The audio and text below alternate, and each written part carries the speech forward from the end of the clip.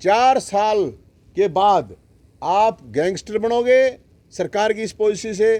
फौजी तो कोई बनने वाला नहीं, या तो गैंगस्टर बनेगा या शूटर बनेगा, क्योंकि वो ट्रेनिंग लेके वहां पे आएगा। कोई भी एमपी एमएलए कश्मीर लाल चौक पे जाए, 1 लाख रुपए का इनाम पाए, 1 घंटा फेसबुक लाइव कर दे, वहाँ पे उसके टिकट का अरेंजमेंट हम करवाएंगे, आने जाने का, जहाज का किराया, खाना पीना, सारा अरेंजमेंट हम करवाएंगे। लेकिन वहाँ पे लाल चौक पे जाके एक दिन फौजियों के साथ बिताए और एक दिन कश्मीरी पंडितों के साथ बिता ले। अब इतने मुख्यमंत्री हैं, प्रधानमंत्री का इतना बड़ा मंत्रिमंडल है, एमपी एमएलए बहुत हैं।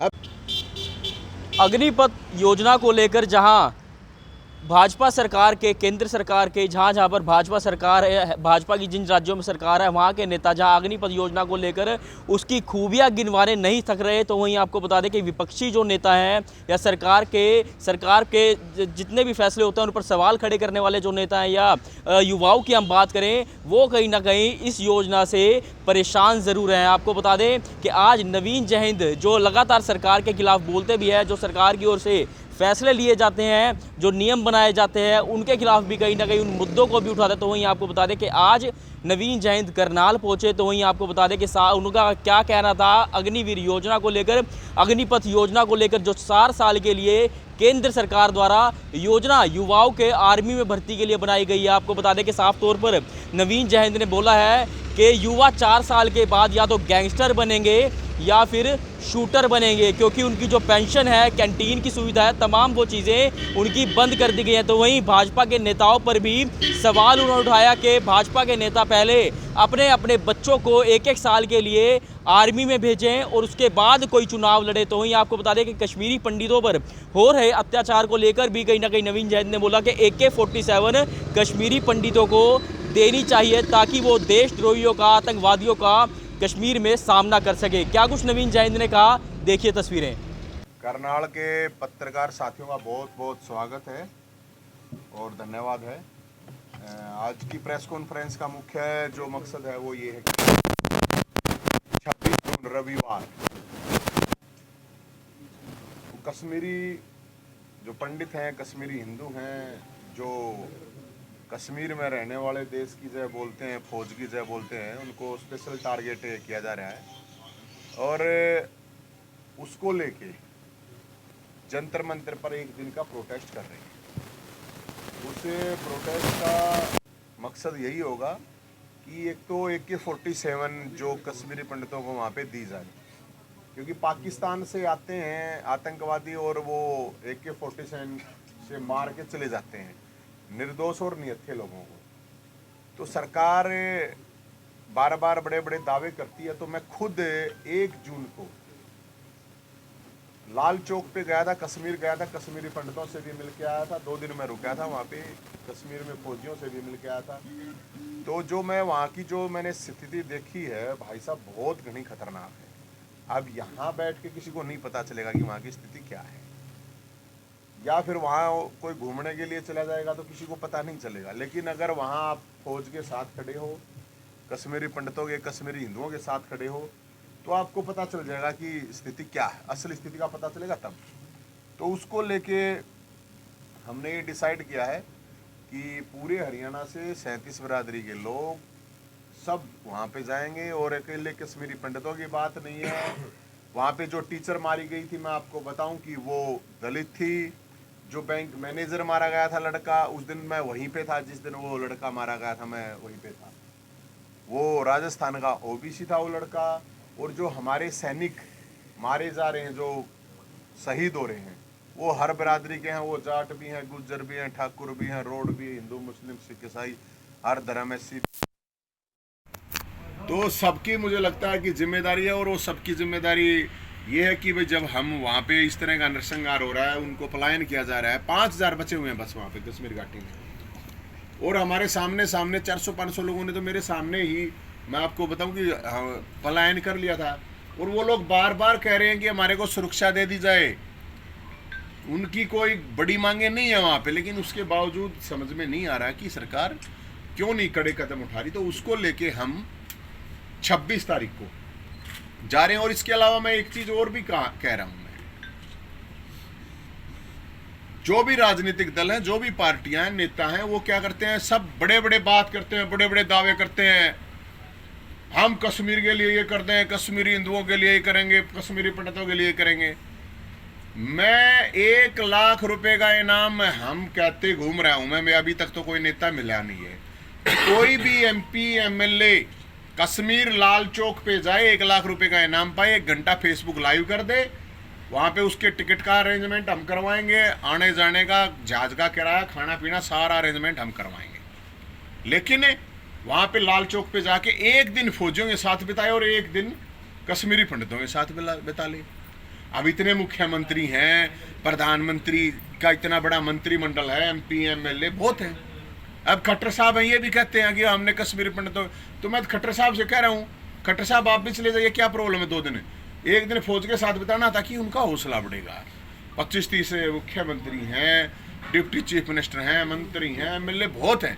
अगर वो वहाँ पे जाने लगे, क्योंकि ये जाते तो हैं ही गर्मियों में, कुल्लू मनाली शिमला या कहीं पे भी घूमने के लिए ठंड में जाते हैं, तो 2 दिन तो कोई ज़्यादा बात नहीं है, और किराया भी हम दे रहे हैं। तो हम इस चीज़ को लेके 26 तारीख को जंतर मंतर पे जा रहे हैं, क्योंकि जिस तरह की ये स्कीम, जिस तरह की ये पॉलिसी इनकी है, ग्राउंड रियलिटी अलग है, बात बोलने में करने में अलग है।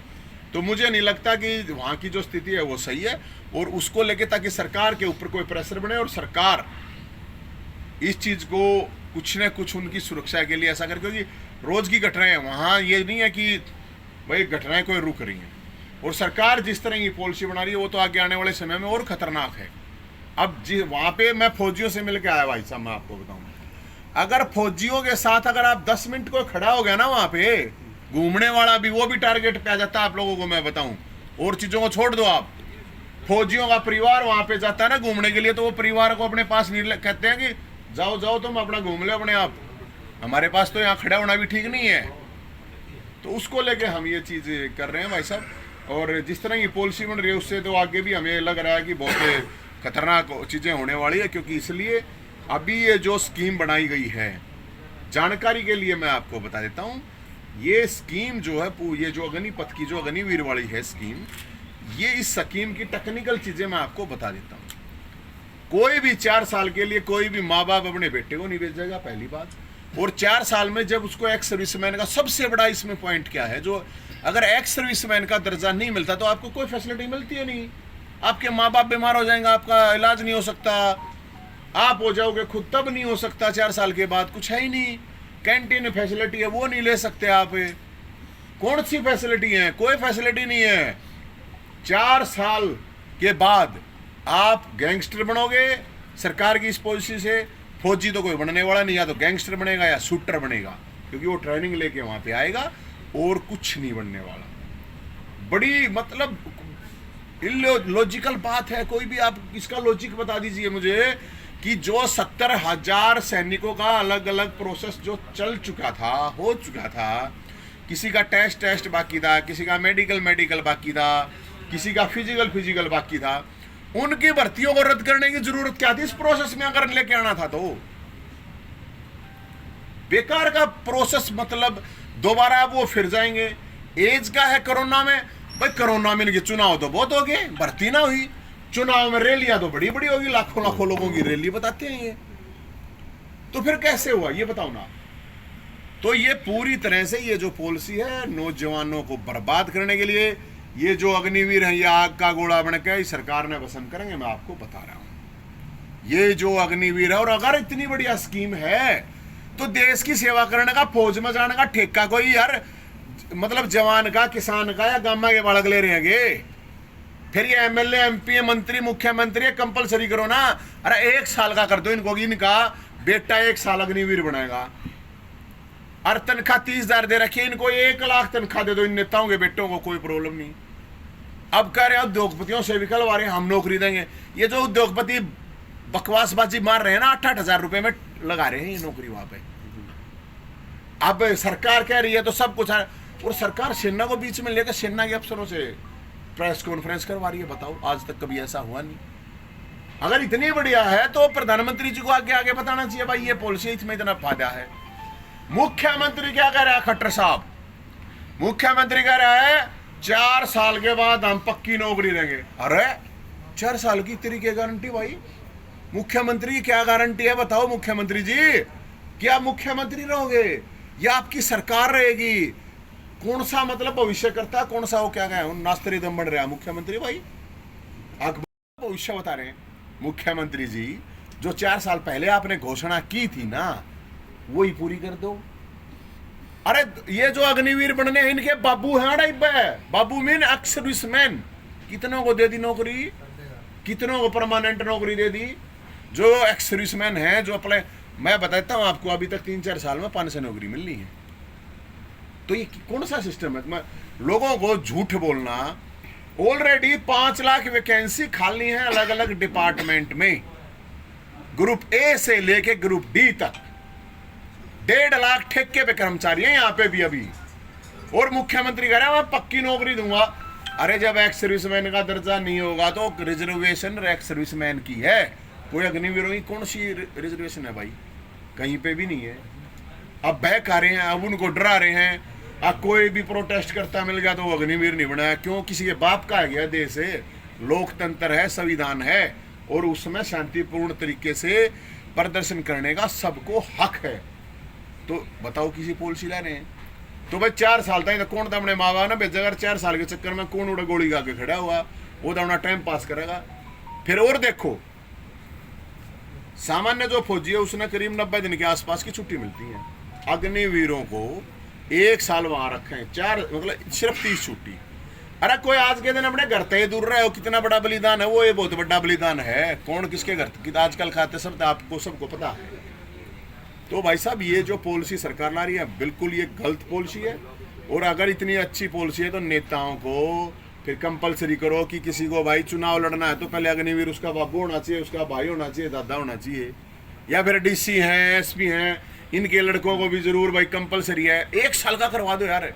तर्क देखो क्या कह रहे हैं, मतलब नेता होकर है इजराइल में, इजराइल में कंपलसरी है लड़के लड़की सबके लिए। दूसरे देशों का तर्क दे रहे हैं जहां पे मतलब यार सारी फैसिलिटी सब कुछ ओके। रसिया में है कॉन्ट्रैक्ट वाले, छोटा देश है वो यूक्रेन, वो रसिया के बस में नहीं आ रहा। क्यों नहीं आ रहा? रसिया के दुनिया के सबसे टॉप के हथियार हैं, लेकिन सैनिका का दबी उन्होंने कॉन्ट्रैक्ट वाले हैं अपने। ठीक है भाई, जो चल रहा है काम चल रहा है। नहीं तो इतने दिन हो गए। आप सोचो यूक्रेन छोटा देश, रसिया दुनिया की कितनी बड़ी शक्ति। अरे प्रेम पाकिस्तान, प्रेम चाइना है भाई साहब। ये जिस रेनू मेरा 4 साल है भाई, अपना टाइम काट ले, कोई ना उड़ा बलिदान देखा भाई। सच्ची बात है या।